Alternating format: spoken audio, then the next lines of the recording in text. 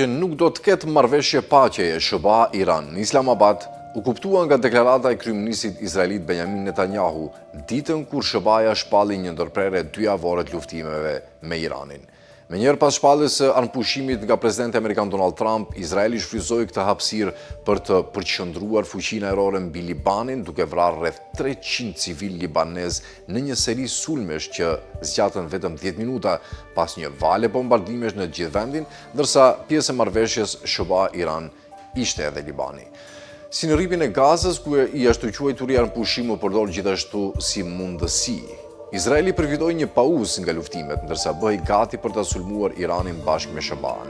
Izraeli aktualisht po zhvillon një luftë që konsideron ekzistenciale për të realizuar projektin e Izraelit të madh, një konflikt rajonal që nuk pritet të përfundojë derisa ky projekt të konsolidohet. Kjo do të thotë se edhe nëse arrihen marrëveshje anëpushimi me Iranin apo Libanin, ato nuk përfaqësojnë fundin e luftës, por thjesht një mundësi për riorganizim dhe përshkallëzim të ri në të ardhmen.